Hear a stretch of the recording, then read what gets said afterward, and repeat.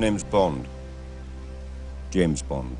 Bond movies are known for many things. Fast cars, beautiful women, even watches and tailored blue suits. However, one thing that has always gone hand in hand with Bond is his rotating cast of arches. One thing that often comes with those villains is their horrible facial disfigurement. From Donald Pleasance's Blofield all the way to Rami Malek's Safin, Bond bad guys are usually easily picked out of a crowd. While it's an easy way to distinguish your villain from his generic army of henches, it's getting to be just lazy. Why is this bad guy so angry? Well, some sort of past trauma led them to being both physically and mentally scarred. Now they seek revenge for that trauma with an overly elaborate plan, usually involving some futuristic piece of technology. On top of being overdone, it's also ableist and perpetuates an age-old stereotype about the disabled.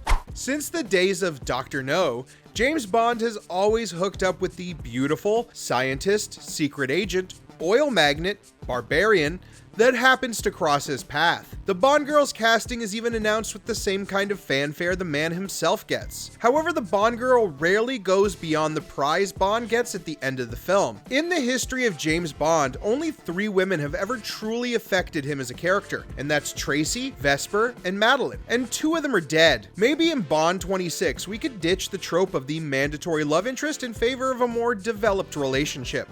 God bless Dame Judi Dench's M. Since her introduction in GoldenEye, she has quickly stood out as one of the franchise's best additions. Effectively replacing Bernard Lee, we will gloss over Robert Brown, Dench quickly became the definitive interpretation of the character. However, her continuation in the role from the age of Brosnan to Crieg did create all sorts of fan theory fueling continuity issues. Dench has since left the series. However, the latest iteration of Bond ended with a whole host of great side characters like the new 007, Paddington's Q, and even a new version of Moneypenny. However, tempting as it would be to bring back any of these actors, it would distract from what is supposed to be a fresh start for the series. Let's leave these characters in the Crieg era and let new actors take a spin at classic characters like Felix or even Tanner.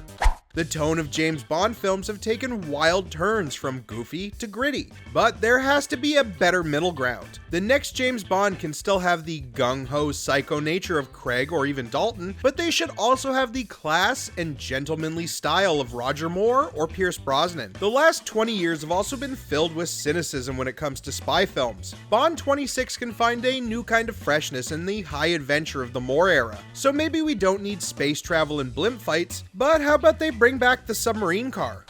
I know it's a hard thing to ask Eon Productions to leave Blofeld alone for a while when it took 40 years of lawsuits just to get him back. However, while the rights to the character have been in legal limbo for ages, Blofeld is as core to Bond as Aston Martin. If Blofeld was yet again the villain to a new Bond, it would be a further handicap when it comes to giving the series a fresh start. Give the series a fresh villain, one that truly challenges Blofeld's status as Bond's #1 enemy. If you really want Bond 26 to be different, then maybe it's time to return to the age 007 was most at home in. When the series premiered with Dr. No way back in 1962, its style and fashion would help define the decade. By the time Goldfinger hit the theaters in 1964, every man wanted to be just like Connery's Bond. So why not take advantage of the series' early trend-setting style and set the new Bond in the heart of the 1960s? Setting Bond in a lower-tech age would mean he relies less on nanobots and orbital lasers and more on hidden radios and especially well-built briefcases. You could also get classic cars, swinging 60s fashion, and a raging Cold War to explore. Out of all the things on this list, a period setting is one of the most hotly requested of the series. Unfortunately, it's also one of the ones least likely to happen. The reason is cold hard cash. Bond as a film series has always been filled with product placement. Phones, cars, electric razors. These brands account for a huge portion of the film's revenue, and a 60s setting could handicap that. Over the years, Bond has had some pretty wacky stuff given to him by Q Branch. There are watches with lasers, grapple hooks, remote detonators, and EMP devices. He has been given explosives hidden in various household objects, and he even once got an avalanche-proof jacket. Not to mention all the cars that are secretly submarines, have skis, contain machine guns, rockets, caltrops, ejector seats, and turn invisible. unbelievable. Maybe it's time to leave these gadgets in the past. The new Bond should have to rely more on his wits and his charm than some super handy item handed to him by the boys in R&D. If there's a trope as old as Bond himself, it's killing off supporting ladies to make man pain. Ever since Shirley Eaton was covered in gold paint, Bond has failed to save so many women. However, there are really only 2 deaths that have ever affected Bond on a character level, and that's Tracy and Vesper. Beyond them, the dead girl trope usually amounts to no more than a single man tear and a little more motivation to fill the bad guy with lead.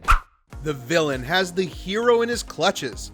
He holds in his hands the life of the man who has been causing him untold trouble. What should the bad guy do? If you answered, give them every opportunity to escape as you lay out your entire plan and motivation, then you would make a terrible international criminal. Unfortunately, this is a trope as old as the series. However, even as recently as No Time to Die, we still have the villain sparing Bond's life just so they can monologue about life and death or whatever. Maybe next time the villain can have some more prudence when it comes to his or her secret plan. This certainly would help them keep their plans on track.